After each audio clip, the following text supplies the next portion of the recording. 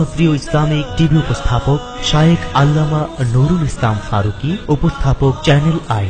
এই যে দেওবন্দি আহলে সুন্নতের আকীদা এই নামে মুহান্নাদ আলাল মুফান্নাদ বইয়ের বাংলা করা হয়েছে।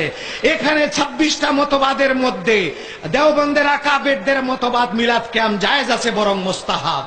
তারা সেখানে লিখেছে আজকে কারা এরা দেওবন্দের নাম দিয়ে আমাদেরকে ইহুদিদের দোসর বলে, যারা মিলাদ কিয়াম করে তাদেরকে আবু লাহাবি বলে, মিলাদ কিয়াম যারা করে তাদের পিছনে নামাজ হবে না। চিটাগঙ্গের রাস্তাঘাট দেখুন, আজকে ছাদে উঠে দেখুন, আজকে যেখানেই যাবেন যেদিকে তাকাবেন শুধু নবী প্রেমিকের আনন্দের সয়লাব, আনন্দের সয়লাব। তাতে প্রমাণ হচ্ছে কি, এই চিটাগঙ্গে শুধু আপনারা নন, আপনাদের সঙ্গে এখানে যারা আছেন তাদের সঙ্গে, যারা জুলুস করতেছে রাস্তায় তাদের সঙ্গে, গোটা চিটাগাংবাসীর সঙ্গে আজকে শুধু আপনারা রয়েছেন তাই নয়, হুজুর কেবলা থাকেন শুধু তাই নয়, নিঃসন্দেহে আপনাদের সাথে আজকে আমাদের সাথে এই চিটাগঙ্গে এই ময়দানে আল্লামা শ্রীকোটি হাজির আছেন, আমাদের সঙ্গে তৈয়ব শাহ কেবলা হাজির আছেন। সেখানেই শেষ নয়, আমাদের সাথে এই চিটাগঙ্গে দয়াল নবী সশরীরে উপস্থিত আছেন বলে এই লক্ষ কোটি জনতার মনের জোয়ার কেউ দাবায় রাখতে পারবে না। নবী পাক সাল্লাল্লাহু আলাইহি ওয়াসাল্লাম বলেছেন, আমি ভয় পাই না আমার উম্মত শিরক করবে, কিন্তু আমি ভয় পাই আমার উম্মত আমাকে বাজে কথা বলবে, কষ্টদায়ক কথা বলবে।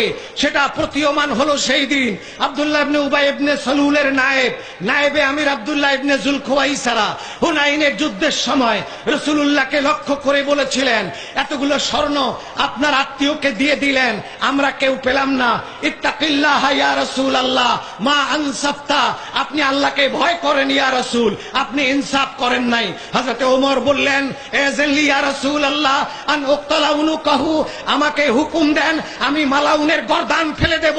আল্লাহর নবী বললেন, ওমর ওর দিক তাকায় দেখো, গর্দান ফেলে দেওয়া লাগবে না, আমি ভবিষ্যৎবাণী করছি এই লোকের গোষ্ঠী কিয়ামত পর্যন্ত পৃথিবীর রন্ধ্রে রন্ধ্রে যাবে, চিটাগঙ্গ তার থেকে বাদ থাকবে না।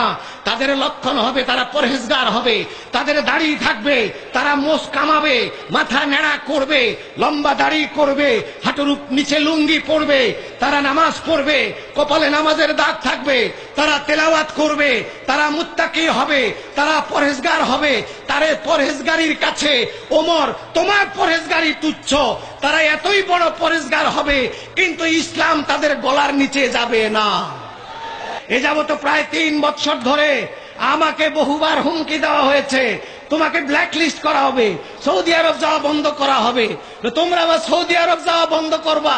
তার আগে আমার দয়াল নবী আমাকে 25 বার হজ করাইছে, আমাকে বন্ধ করে দাও, তোমার দেশে আমি না গেলাম, অসুবিধা নাই। আপনার বিরুদ্ধে আন্তর্জাতিক ভাবে মামলা হতে পারে, আন্তর্জাতিক মামলা হলে আমি আরো খুশি, আমাকে নিয়ে জেলে রেখে দেন।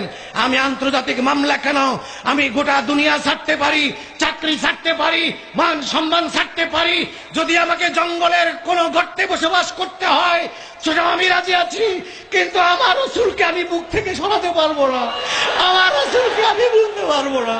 তোমরা যতই যা করো আমি রাসূলকে বলতে পারবো না।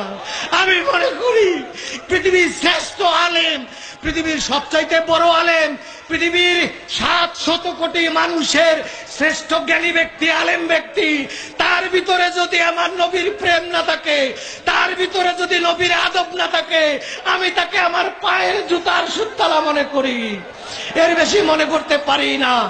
রাস্তার মুচি, রাস্তার চামার, রাস্তার একটা সুইপার যদি তার কলিজায় নবীর প্রেম থাকে, নবীর আদব থাকে, আমি আমার মাথার তাজ থাকে আমি মনে করি। আমাদের আল্লামা শ্রীকোটির খানদানের মুখে শুনেছি একমাত্র, যদি আল্লাহ পাইতে চাও আমাকে ভালোবাসো, মাদ্রাসাকে ভালোবাসো।